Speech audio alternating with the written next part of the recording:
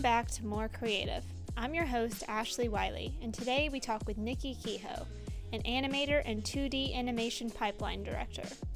Today, Niki tells us about her experience working in the world of animation in Ireland and England.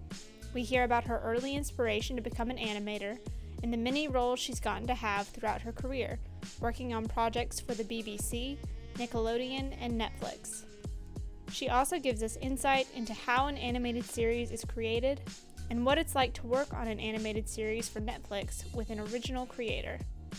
It was awesome to have the opportunity to speak with Niki about her story. I hope you guys enjoy this one. Niki, thank you so much for joining me today. It's great to have you on the podcast. I'm delighted to be here. Thanks for having me.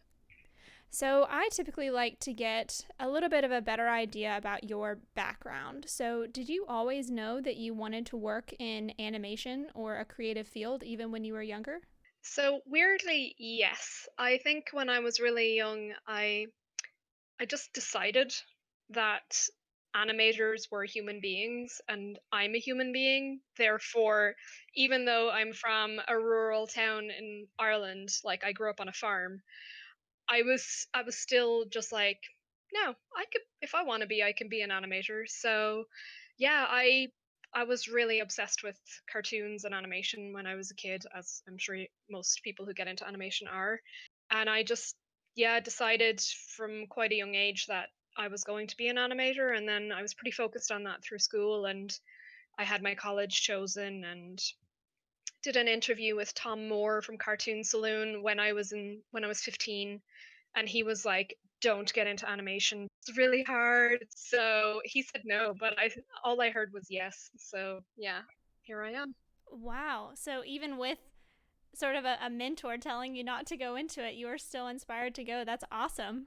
He said no, but he sent me images from The Secret of Kells while it was in concept stage. So you can't say don't do something and then show this absolutely glorious artwork as though I'm going to listen to you. So I could just see the creativity, and I was sold. I was just like, I want to do that every day. That's amazing. So did you ever take any like drawing classes or anything while you were younger?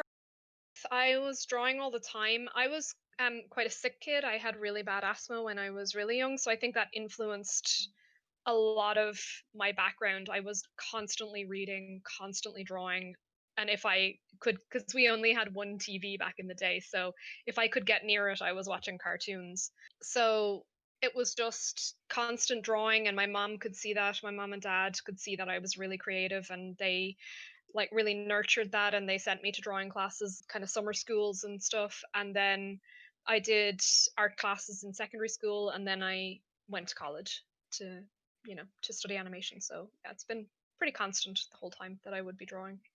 So tell me a little bit more about your education experience. You went to the School of Animation in Dublin, right? I did, yeah. So it's at Ballyfermot College. It's called Irish School of Animation, and it was actually set up by Sullivan Bluth. So they had a studio not far away from the college. There was no college, and then they arrived in Ireland and they needed staff. So basically, they set up a college and started training people, and that's how the college started. And that's where I went. A lot of the Sullivan Bluth alumni were tutors there, so they were amazing at teaching the kind of core values of animation, the really high emphasis on drawing skills, a lot of figure studies and life drawing, and lots of pencil and paper stuff, mostly predominantly pencil and paper stuff. So most of the computer stuff you learned was in your own time, so the Adobe suite and stuff like that. What was your chosen, in the US we call it a major. I don't know if you call it anything else there, but a focus, I guess, when you went into school. So my degree is in 2D animation. So you could either do a 2D degree in 2D animation or a degree in 3D animation, and I chose 2D. Oh, so what is the difference between 2D and 3D animation? In that college specifically, we if you were a 2D artist, you didn't really touch a computer that much except for to composite. Oh, So interesting. it was all like my final year film. And so in my degree, in your first year of degree in that college, you do a group film. So my film was chosen, and I directed a small team of 4 people, and we made a short movie. And then in your second year you do your own movie, so you do everything on your own, which was quite challenging. So, all the animation, character design, backgrounds, and it's all hand drawn. Backgrounds were also hand painted. I didn't use Photoshop for that. So, but in a 3D one, obviously it's all done. You build your own 3D models, and it's all done with computer animation then. So even still in your work today, do you do the majority of your work by hand, or do you use computer software a lot? Once I got into the animation industry, from day one, I have never used a pencil and paper to do my work. So 2D now is using graphics tablets to draw directly into the computer. So it's using a graphics tablet instead of pencil and paper. But there was never a time where I used a pencil and paper because studios don't use it anymore. It's too expensive, and it's not good for the environment as well. So straight away it was learning the Adobe suite and using Flash and After Effects. Upon graduating from your school, what were you wanting to do at that point? What were your goals? I was so focused on definitely wanting to be in the animation industry, but when I graduated from college, I was really overwhelmed by the choice. Did I want to be a designer? Did I want to do backgrounds? Did I want to do character design? Did I want to animate? Did I want to do compositing? Because I really enjoyed all of it, especially because our final year film, you did do everything. So it was really hard for me then to look at the industry and pick one. I had a little bit of a struggle with that. And then I got a job in Cavalier Productions, as the job role was called a Flash editor, but it was for an e learning project. And on that, we had to do sort of some editing, some animations, some asset building. It was like a really varied job, and it fed in that I loved doing. I loved variety, but I really enjoyed the animation side of it. So I focused a little bit more on animation because I really, really enjoyed it. And then I got a chance to animate on I'm a Creepy Crawly, which was really fun. They were really short, 1 minute episodes about different insects, kind of talking about how misunderstood they are. So I did a fly and a cicada episode, and I learned so much on that show. It was amazing, and I loved that you just were given one episode and you just did everything. You animated, the character designs were done and the backgrounds were done, but you had to make all the assets in Flash and then animate them, and it was just so much fun. So I really loved the animation side of it, and I decided that I would try and focus on animation. So I animation doesn't come naturally to me. It's something I have to practice to be good at, and to think about all of the principles the way you need to think about them if you want to animate professionally. Mm-hmm. So I did animation mentor to ramp up my skills, and then I got a job in another small studio. The thing about when you work in small studios, especially in Ireland at the time, if you went into a small studio, they kind of tapped into all of your skills. So again, it was design, it was asset building, it was animation, it was compositing, and I just in Treehouse Republic, and I absolutely love that as well. And we animated a short there, and that gave me a chance to do some hand drawn, some 3D, some cutout animation. It was really, really great. So even though I had decided I would do animation, the opportunities being offered to me were asking me to use all of the skills that I had learned in college. And I didn't hate it. I loved going in to work every morning and not really knowing what the day was going to bring, because that kind of variety is fantastic. And I think I've been in the industry 10, 11 years now, and it's been like that the whole time. Most of the jobs I've had have really tapped into any skills that you're willing to offer, they're willing to use. So there has been a lot of variety, and I think the opportunity, it was quite hard to get work in Ireland when I graduated. There weren't that many studios, they were quite small, there weren't that many projects. So different to now, when there's so many projects with Netflix and Disney, and they all want content. But back then it was really hard. So if somebody offered you a job, you just figured out what skills they needed and you added them to your CV, and then you said yes, I'd love the job. So now it's a little bit different, that I can choose which way I want to go. But at that time, I just would take any opportunity that came. What was your first experience having your work out in the open for the public to see? What was that like? That was I'm a Creepy Crawly, and it was just the most fun. I was so excited. I mean, I look at the animation now and I'm like, "Oh god, I hope nobody ever sees this." But I just love it. I just adore that show, and I adore the opportunity that I had, and it was quite stressful. Obviously, there was quite a lot of pressure to do something that was TV standard, but the team were so supportive. Like the director and the animation director at Monster Distributes were amazing.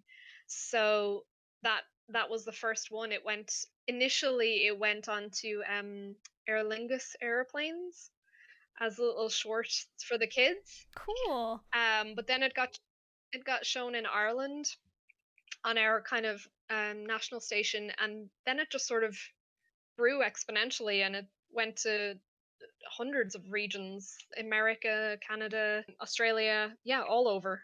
And even last year I saw that they had made a YouTube channel for it, and I was just like, "Oh my god, it's still going. That's so fun." So, yeah, that was the first, and that it just still holds such a place in my heart because I loved working on it, and yeah, it was great. From your initial job as an animator or designer, you eventually transitioned to a tune boom harmony rigger. Can you explain what that position is?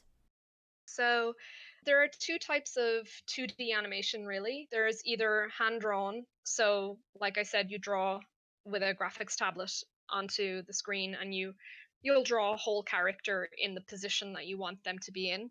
And the other kind is rigged animation, and that's where the character design team will design your characters, and then they'll be passed to the rigging team. So the rigging team will get JPEG turnarounds of the characters, and they'll break them up into all of the parts. So you'll break the arm into the upper, lower, and hand. Then you'll break the torso maybe into the upper chest and the waist. You'll break the leg into the upper leg, the lower leg, and the foot. And a rigger's job is to make sure that the physics of it works. So if the upper arm moves, the lower arm and the hand follow. So you basically are a puppet rigger. You basically put the bones inside the character and make sure that it moves correctly.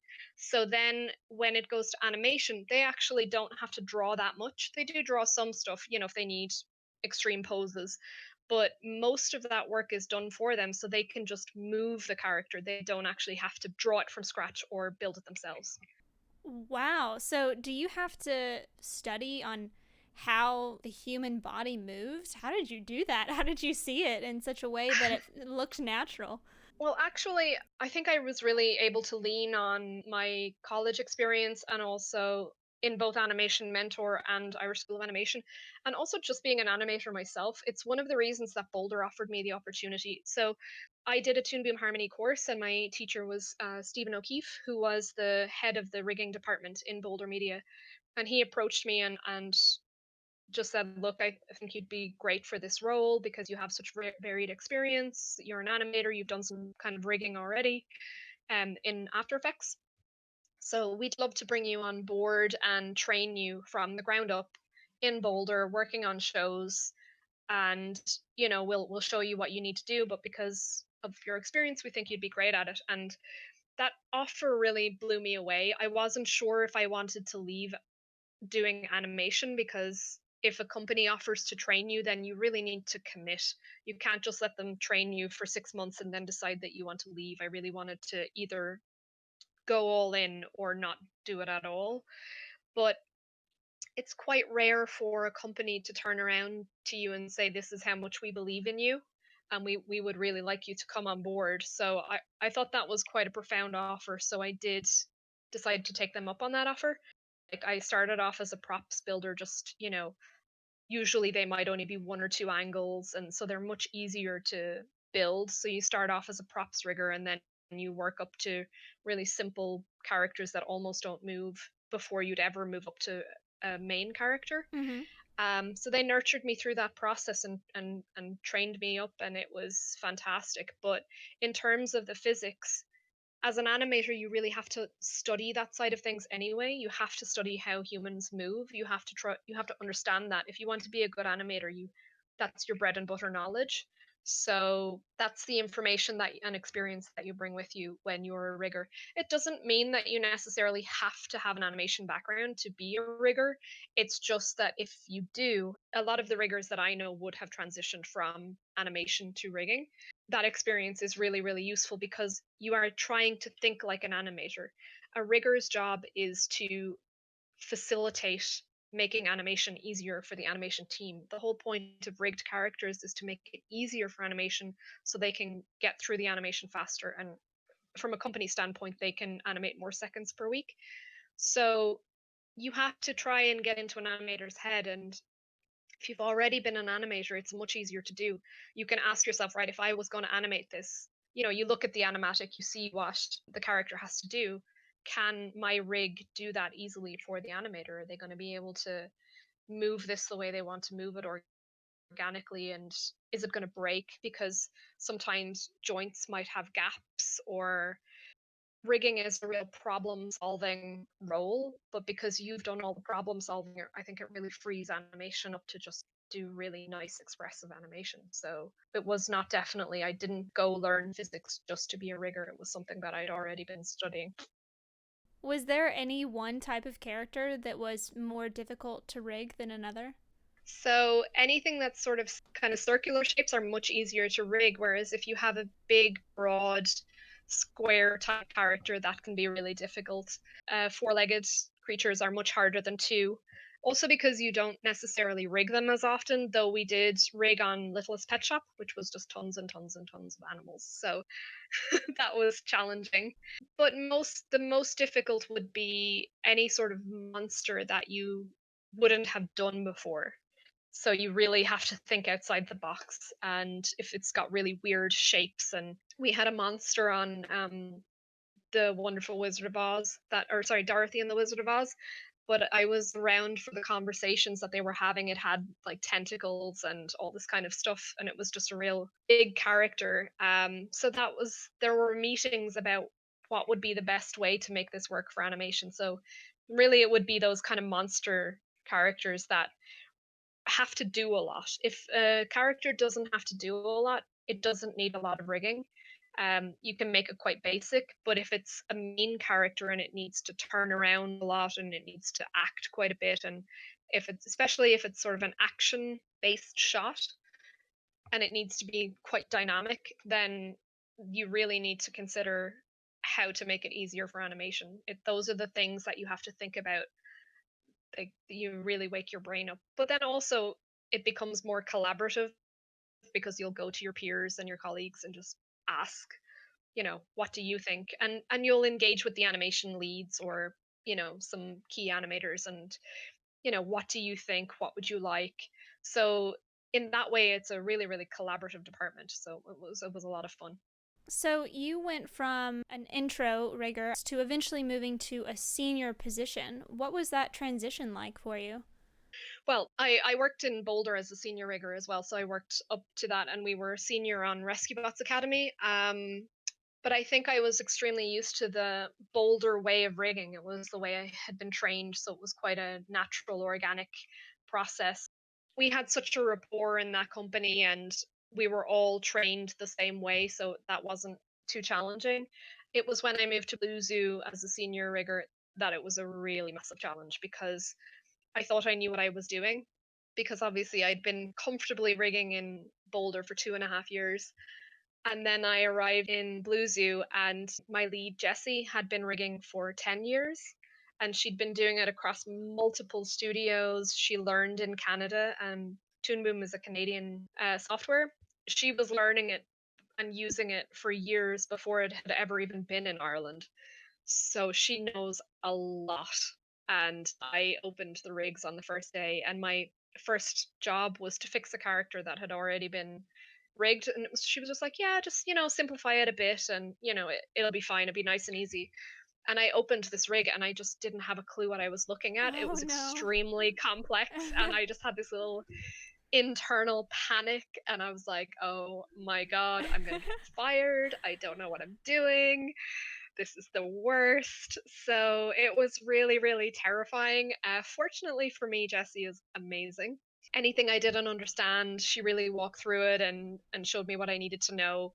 And then obviously this 2.5 years of groundwork, I was just able to build on it, and I loved it. I loved that I didn't know what I was doing. Once I was able to talk to Jesse, because it takes a little bit of courage to go to your lead and be like, I know you hired me as a senior rigger and I have 2.5 years experience, but I actually don't have a clue what you've just done. So could you please just pretend like I'm a junior and walk me through it? So plucked up my courage and did that. And she really showed me, she taught me so much stuff. It was absolutely amazing. And by the end, I was there for just over a year and we were making some really exceptional rigs, and yeah, I was really proud to be on that project as well because it was so cute. So, what types of projects did you do while you were there? It was Luzu's very first 2D project called It's Pony. It's on Nickelodeon at the moment. It's absolutely adorable. It'll just kill you. It's so cute. It's just about this little girl Annie who lives in an apartment with her pet pony and her parents Mhm. in a city. So yeah, it's fantastic. So, after you worked as a senior rigger, you eventually joined Mystery Q as a pipeline director on their very first animated TV show. So, what is the difference between a rigger and then a pipeline director? Essentially, there are no similarities between the two jobs. I worked in London in 2014 and 2015 on a show called Messi Goes to Okido, which was mostly a 3D show, but it had the science bit, and the explanation of the science was done in 2D animation. And the company Doodle Productions brought me over to lead the 2D team. So I worked on that for over a year, I think like 15 months. And I got on so well on that show, and I got on amazingly well with the producer and the director and the production staff. And the same people are in Mystery Q. So the same director, line producer, and producer, they're all the same people that I worked with. So they asked me, would I consider coming on board for this new role. So, a pipeline director, essentially, my job is to guide how everybody is going to work. Because obviously, when you work on an animated show, you've got not just thousands of files and thousands of folders and thousands of assets, it's tens of thousands. So, a director's role is to manage that and to have the entire team of 80 to 90 people working in a seamless way that nothing gets lost. Everybody knows how to find everything. I also train people in tracking software. I'll be leading the scene build team, so I'll be helping them with their role. It's an extremely diverse role. I did do some rigging on the show as well, and if I become quieter later in the like next year, I'll go back to doing some rigging. But essentially, my job now is to streamline the processes that the entire show use. It's been a challenge for sure. It's been amazing because I get to talk to the entire team. So when you work in just one department, sometimes you miss out on talking to the whole team. It's 80 to 90 people is a lot of people to work with. So you will naturally talk to your team more than anybody else. And that might just be 8 people. But my role specifically now is to talk to everybody. And I absolutely love that. I love having this overview of how everyone's doing and what they're working on and helping them with what they need as well, because pipeline is kind of filling the gaps where people have things that they need that they didn't necessarily think about. So it's sort of this overview, and it's really interesting and it's really amazing. And again, while it's not quite the creative role I had before, in its own way it is so extremely creative as well. And yeah, I'm absolutely loving it. So, do you think that maybe one day you'll want to return to a more animated role, or do you think you'll want to stay in something that's keeping everybody together and making sure everybody has everything that they need to move entire projects along? Rigging is quite technical in its own way, and technical directors would often be riggers as well. So our rigging lead is also the technical director. So I can see myself kind of hopping between the two. It's difficult to tell because I didn't necessarily see myself in this role right now. I thought maybe I might end up here, but it's definitely happened probably 5 years before I thought it would. So any sort of career path that I thought I might have, I don't necessarily have right now because I'm trying to figure this job out at the moment. But when people offer me opportunities, I still weigh them up. So I just don't know what's going to come next, and I'm fine with that. I don't have any problem being surprised. So, can you explain the process of how an animated series comes about? So, what is that entire process like? So I think answer to that, if I use so currently we're creating Deadendia. That show is based off graphic novels by Hamish Steele. So he had this idea that he has worked on for years. So there's this whole process of pitching and trying to find someone who will take your project on board. So that in itself is this massive undertaking to try and get somebody to fund. Obviously, if you're paying 80 to 90 people for a year and a half to make an animated show, it's quite expensive. It's a massive undertaking to get somebody to even fund you. When you pitch to them, you've already written a premise and you've done rough character designs and you've done outlines for all of the episodes. So then you bring your scripters on board and they write the scripts. You bring your initial creative people on, so maybe your art director and your director, to get this vision together of what you want. Then once you've got your a couple of scripts done, you will get your storyboard artists in. They'll do a rough pass initially, and that goes through multiple phases as well. The storyboards, when they're locked, they go to edit, the edit team. The edit team will build an animatic. Around the same time, you'll have your characters, props, and locations being designed. After that, you'll get around the script and storyboard stage. That's around the time that you'll get some of your production people and your pipeline person and your technical director. They all come in around then to start setting up the core of how this show is going to run. Once you've got your kind of design in progress, you go to layout. After layout, you've got scene build. So they kind of prep all of the assets, the backgrounds, the rigs, the animatic, how long they'll make the shots the right scene length for the animators. So if it's 150 frames, they'll put the animatic in that's 150 frames. They'll make the shot 150 frames. They'll put the right characters in. So animation get that. Then animation will do their work. At the same time, background will be coloring in the layout designs and redoing new backgrounds if they need to. Then you'll have effects animation, and then it goes to compositing. And at the same time, you'll also have voice records going on. So in the scene build, they'll get the proper voice records as well. So you've got a lot of stuff going on in the background that I think people don't even think about, but it's a huge undertaking to make an animated TV show. Anyway, I don't have any experience on feature films. So. Oh my goodness, that is a huge process. How long does that all typically take? So I started in February of this year, but I know that the art director and the producer started June of last year, I think. So she's been on it a year already, and she will be on it, I think, a total of 2 years because we have two seasons greenlit side by side. So we're doing season 1 and 2 at the same time. Well, we'll roll them one after the other. So she'll be on it for 2 years. My contract is for about 18 months. The animators will be maybe a year or so, a year or 15 months. It's really long. But for this is also because we do have two seasons straight away. So it's going to last a bit longer. But in general, you're looking at least a year for a TV show that goes on. Wow. So, on shows where you're working with something where there's already a graphic novel, do you all get to work directly with the creator, or is it something where, Yeah. oh, that's so cool. Okay, so they have a lot of input. On my first week there, Hamish came over and was just like, okay, so in that corner, there's an ideas box. We haven't started writing for season 2 yet. So if you have ideas that you want to put in the show, just put them in the box. When we sit down to write season 2, we're going to open that box and we're going to look at everybody's ideas. And if we love it and if it works for our ideas, we're gonna put that in. And so this show in particular is so open to everybody having input.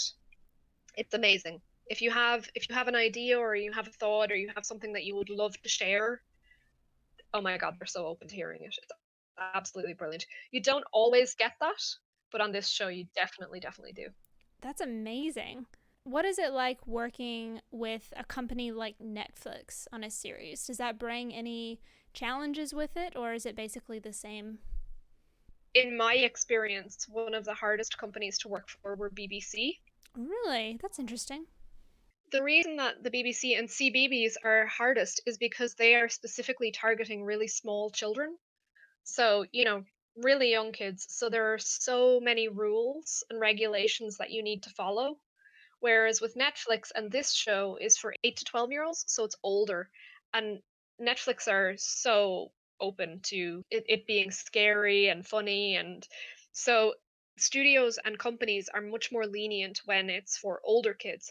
It's when it's for younger kids, that's when it's really, really difficult because there's so many rules that they have, even about color schemes, because some kids might be colorblind or some kids might have a sensitivity to flashing lights or certain bright colors that contrast each other.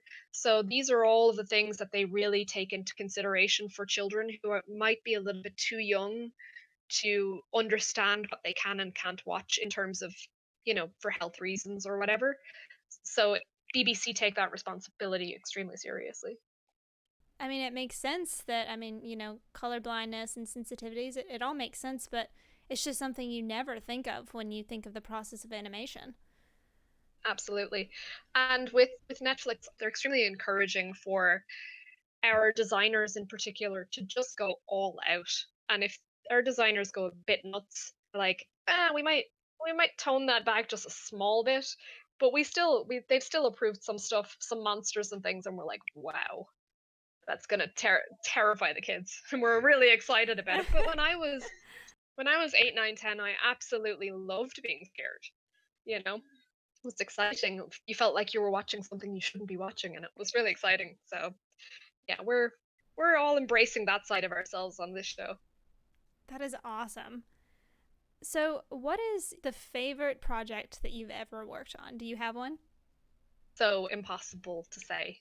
I'm a creepy crawly definitely has a special place in my heart just because it was the first show that I animated on and I really enjoyed the experience.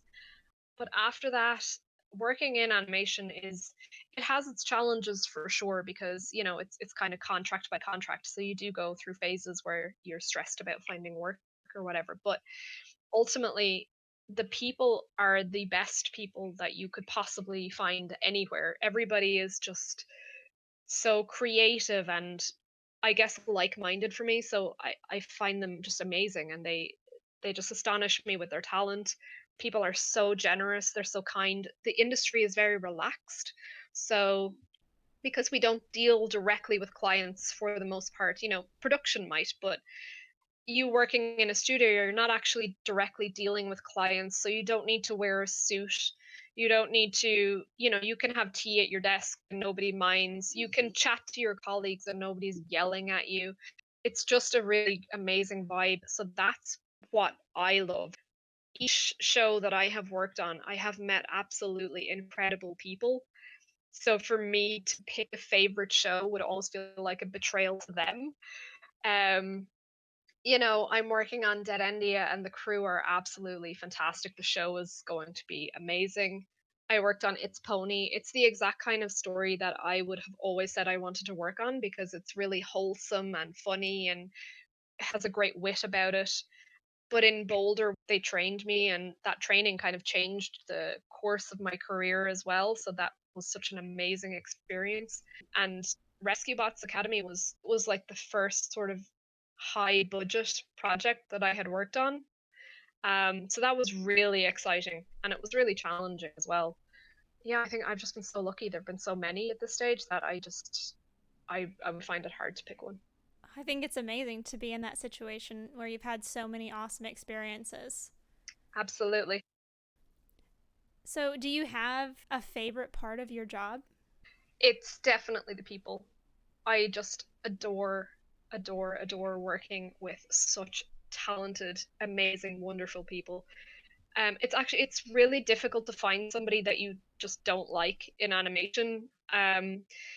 We're all nerds, so we all love our movies and our cartoons and our comics and and we'll just sit around and talk about that stuff for hours. Then to see people who are so talented and actually be privileged enough to watch them work and watch them think and watch them create. I mean, I'm blown away by that all of the time. I miss it now that we're in lockdown because we're not back in studio yet, and we still don't know when that is going to happen. If even all of us together will be in the studio, we don't know because of social distancing. We don't know Mm. if we're actually all fit in the studio right now. I do miss that side of things a lot, but we do use Zoom and Google Hangouts substantially, so we do get to chat to people. But it's weird being on a show where there are people that I have joined the team that I have never met before. Oh, interesting. Yeah, I mean, definitely this whole COVID situation is making everything definitely more difficult, but I'm glad that everything can still continue on your side for sure. So, I do have a couple questions that I like to ask everybody that comes on the podcast. They're a little bit more lighthearted. So, my first one is, what profession, other than your current one, would you like to attempt if you didn't have to worry about school or money or anything? If I didn't have to worry about, well, I am actually a qualified florist. Are So, you really? yeah, my grandmother had a flower shop and now my mom runs it. So, I kind of grew up in a flower shop. So, that was quite fun. That's amazing. Yeah, one of my weird, quirky things. But if I didn't have to worry about money, I think it might involve travel, like maybe doing a travel blog or something like that. Ooh, that's a good one. One of those kind of airy fairy sort of not real jobs. Mm-hmm. Yeah, but I could kind of travel at my leisure then. Yeah, I think it'd be something like that. I'd love to travel, have the opportunity to travel more. Obviously now we don't really at all, but Yeah. um yeah, would love to see a bit more of the world. The kind of weird places that if you have more than 2 weeks holidays, you'll sort of go off the beaten track a bit. Mm-hmm. So I think if I was a travel blogger, I'd probably go see some really weird places, and that'd be cool. That's a great one. Thank you. So, if there is any advice that you have on turning your passions into a career, what would that be? If it's your passion, you're going to do it anyway, but throw your whole self behind it. It Getting into the animation industry in particular, so if I'm speaking about that, it's really difficult to get your first break. There's a lot of other people who are also trying to get their first break, so you will get turned down a lot. But instead of taking that as a negative, just take it as an opportunity to improve yourself. So instead of getting really down about the fact that you've been rejected, it's not rejection, it's just that so many people are applying for the same roles that you are. So just take it on the chin and go and do your next portfolio piece and make it better than your last piece, because every time you do something new, you're getting better all the time. So just keep going. And instead of letting the pressure of having to find a job take over, remember that it's your passion and that you love doing it, because sometimes when that stress comes in, you start to lose your passion, and then maybe you think that you're wrong to be pursuing it because it's difficult, but it really is worth it when you get your first few roles and you sort of build your network, and some studios know you. It makes it a lot easier. You have more work. You start getting professional work on your show reel and Mm-hmm. your portfolio. So it is worth it, but it can be really difficult starting off, but really just don't let it get you down. Just keep trying, keep learning. There's so much information out there now that you can do tutorials online, whether it's in animation or character design or backgrounds or compositing, whatever it is that you want to do. Just keep building, because even when you work in the industry, if you're an animator and you're doing animation day in and day out for 30 years, you still have something to learn. It's just that kind of job. There's always something to learn. So if you think that you aren't getting a job and you think that you should be getting a job because you know everything, your attitude is the wrong attitude. So just reset, start over, and improve. Wow, that is excellent advice. Thank you. So, all in all, are you happy you didn't take the advice of your mentor when you were 15 and stay away from animation? I mean, I'm so grateful. I plan on working for Tom Moore at some stage. Oh, So, as wow. Cartoon Saloon they're still one of my favorite studios. So, and they're doing so much amazing work now. So, I have one eye on maybe making it to their studio at some stage. Awesome. Well, Niki, it was such a pleasure to speak with you today. Thank you so much for coming on the podcast. Thank you so much for having me, Ashley. It was great. It's really nice to chat with you. Thanks for listening. If you'd like to learn more about Niki or learn more about the show Deadendia, you can visit her website listed in the show notes down below. You can also find her on Instagram at Niki Kehoe or on Twitter at Niki_Kehoe. If you guys like the show, please subscribe, leave a rating, and comment on whatever platform you listen on. It really helps out the show. For more information or to learn about future guests, you can also find us on Instagram at TheMoreCreative or on YouTube at More Creative. Again, thanks for listening, and I hope to see you next time.